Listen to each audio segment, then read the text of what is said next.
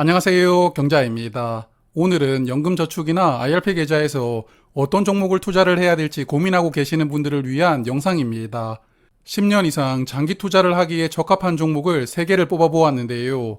어떤 종목들이 기다리고 있는지 하나씩 만나보겠습니다. 자, 첫 번째는 미국을 믿는 분들에게 추천하고 싶은 종목입니다. 요즘에는 한국에서도 미국 종목들을 투자하는 ETF가 정말 많이 출시되고 있습니다.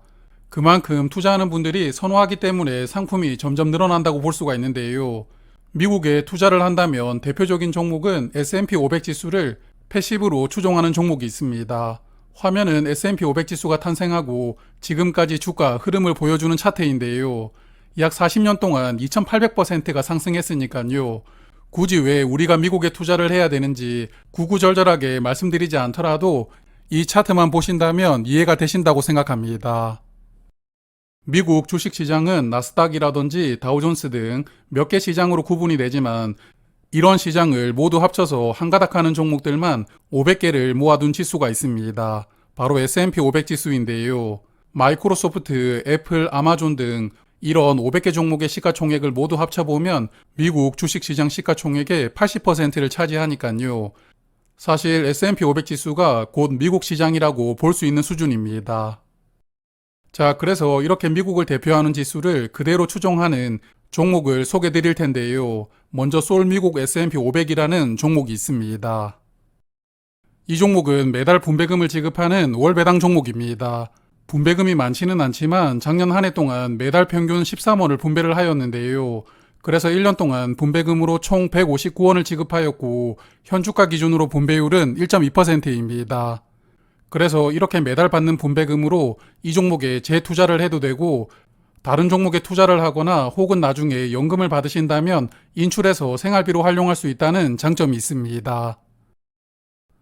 하지만 나는 그냥 분배금을 다른 곳에 활용하지는 않고 이 종목만 계속 재투자를 하겠다라고 생각하는 분들도 계실 텐데요. 그런 생각을 하고 계신다면 월배당 종목보다는 분배금을 자동으로 재투자하는 종목을 추천합니다. ETF 종목 이름 끝에 TR이라고 붙어 있으면 이런 종목들은 분배금을 지급하지 않고 자동으로 재투자를 하는 상품을 의미하는데요. 코덱스 미국 S&P 500 TR은 동일하게 미국 S&P 500 지수를 패시브로 추종하지만 분배금을 자동으로 재투자를 하니까요. 매달 분배금을 받아서 재투자를 해야 되는 수고를 하지 않아도 됩니다. 이 두 종목은 대표 지수를 패시브로 투자를 하기 때문에 수수료는 낮은 편입니다. 기본 운용 보수가 0.05%로 동일하고요. 기타 비용을 합산하면 월배당 종목이었던 솔은 실제 보수가 0.19%이고 분배금을 재투자하는 코덱스는 0.16%입니다. 그러므로 두 종목 수수료가 0.03% 차이가 나긴 하지만 이 정도 차이가 실제 투자를 하면서 느끼기가 어려운 수준이니까요. 수수료 차이는 거의 없다고 생각됩니다. 그리고 두 종목을 1년 전에 투자를 했다면 1년 동안 수익률이 얼마나 나왔을지 분석을 해보았는데요. 먼저 솔은 1년 동안 주가가 3,450원 상승했고 1년 동안 분배금을 159원 받았으니까요. 주가 상승분과 분배금을 더한 실제 수입은 3,609원이었습니다. 그래서 이 종목을 1년 전에 투자를 하신 분이라면 1년 동안 수익률이 무려 35.9%가 나왔다고 볼 수가 있고요. 코덱스에서도 마찬가지 계산 방법을 적용하면 1년 투자 수익률이 36.1%입니다. 그래서 두 종목은 1년 수익률이 0.2% 정도 차이가 나는데요. 분배금을 계속 재투자를 해왔기 때문에 수익률 차이가 조금 있었다고 생각이 됩니다. 그러므로 분배금을 다른 목적으로 활용할 것이냐 아니면 그냥 재투자를 할 것이냐를 기준으로 투자할 종목을 선택하시면 될 것 같습니다. 그리고 혹시나 이 종목을 투자를 한다면 현재 미국 증시가 역사적인 고점을 경신하고 있습니다. 아무리 미국 시장이라도 종합지수가 계속 올라갈 수만은 없으니까요. 조만간에 조정이 나올 가능성도 대비를 하면서 투자를 하신다면 분할로 나누어서 투자를 하시는 것도 고민을 해보시면 좋을 것 같습니다.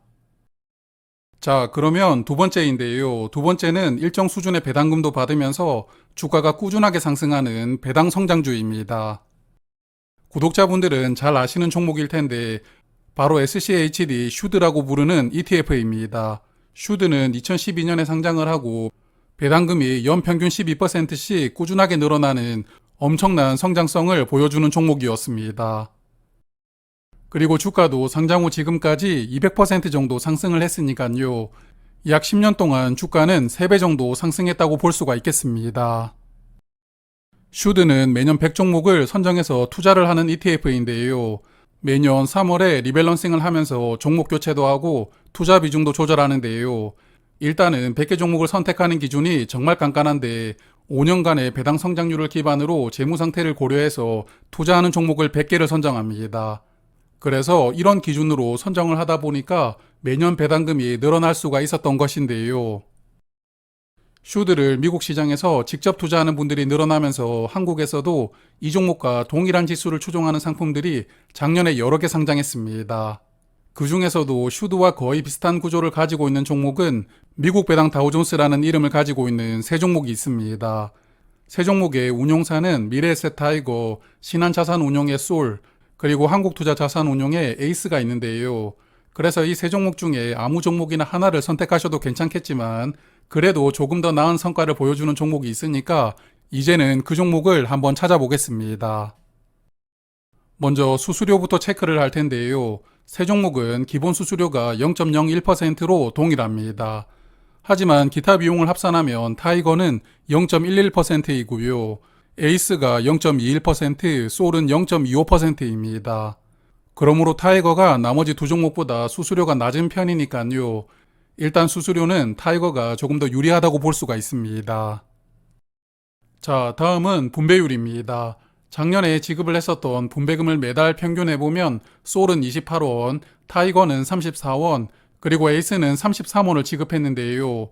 오늘 주가에 대입을 하면 분배율을 계산을 할 수가 있는데 타이거가 3.7%로 가장 높고 에이스는 3.5%, 솔은 3.4%였습니다. 그러므로 분배율도 타이거가 더 유리한데요. 그럼 마지막으로 하나를 더 체크를 하면서 종목을 선택을 해보겠습니다. 마지막은 6개월 전에 투자를 했다고 가정했을 때 투자 수익률을 계산을 해보았는데요. 타이거가 아직 상장한 지 1년 되지 않아서 6개월로 분석을 해보았습니다. 먼저 솔은 6개월 전보다 주가가 635원 상승을 했고요. 그리고 6개월 동안 분배금을 179원 받았으니까 실제 수입은 814원입니다. 그러므로 솔을 6개월 전에 투자를 했다면 반년 동안 투자 수익률은 8.6%였고요. 같은 계산 방식을 적용하면 타이거가 8.8%, 에이스는 7.8%였습니다. 자, 그래서 지금까지 수수료, 분배율, 그리고 투자 수익률 세 가지로 비교를 해보았지만 세 종목 중에 조금 더 나은 종목을 발견을 했을 것이라고 생각이 됩니다.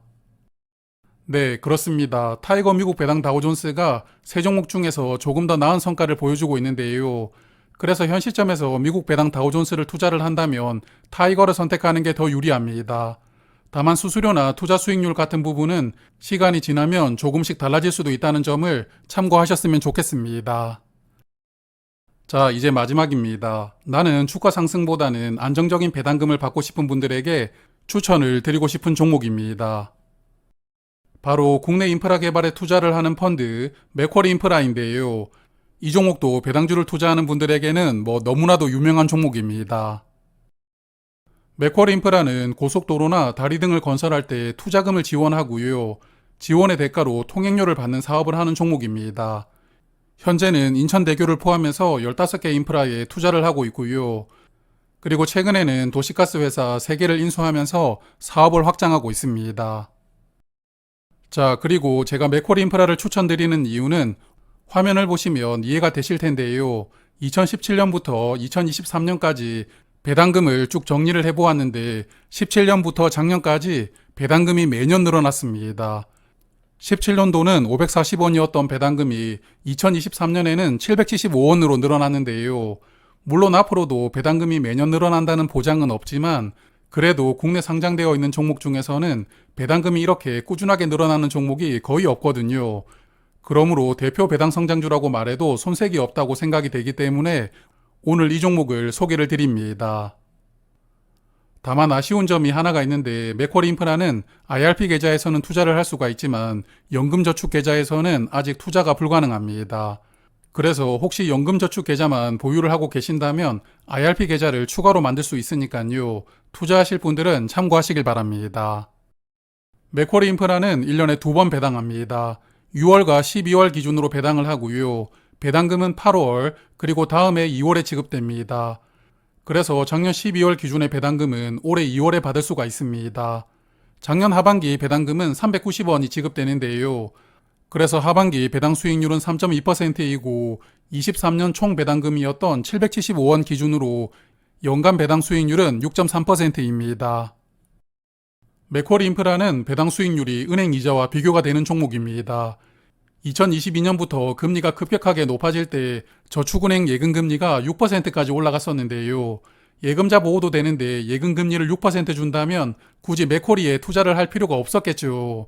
그래서 14,000원이었던 주가가 급격하게 하락하면서 만원 초반까지 주가는 빠졌습니다. 하지만 은행 예금금리가 조금씩 하락하면서 맥쿼리 인프라 주가는 회복을 하였는데요. 그래서 앞으로도 은행 금리가 조금 더 내려간다면 맥쿼리 인프라 주가는 조금 더 올라갈 수가 있는 이런 상관관계가 있다는 것도 참고를 해보시면 좋을 것 같습니다. 그리고 앞서 말씀드렸던 두 종목은 여러 종목을 분산해서 투자를 하는 ETF이지만 맥쿼리 인프라는 단일 종목이니까요. 이 종목을 투자를 하신다면 배당금이 계속 유지가 되는지를 꾸준하게 체크하시는 게 중요합니다. 개인적으로는 배당금이 계속 늘어나면 좋겠지만 유지만 할 수 있더라도 맥쿼리는 꾸준하게 모아가 볼 종목이라고 생각을 하니까요. 여하튼 배당금을 꼭 체크를 하시면서 투자하실 필요가 있습니다. 자, 그래서 오늘은 크게 세 가지 테마로 말씀을 드렸는데요. 투자는 분산 투자가 정석입니다. 계란을 한 바구니에 담지 말라는 주식 격언이 그냥 나온 말은 아니거든요. 그러므로 오늘 말씀드린 종목을 포함해서 3, 4개 정도 종목을 선택을 하시고 분산해서 투자하시길 권해드립니다. 그러면 올 한 해도 자산 많이 늘리시고요. 저는 다음에 또 좋은 내용으로 인사드리겠습니다. 고맙습니다.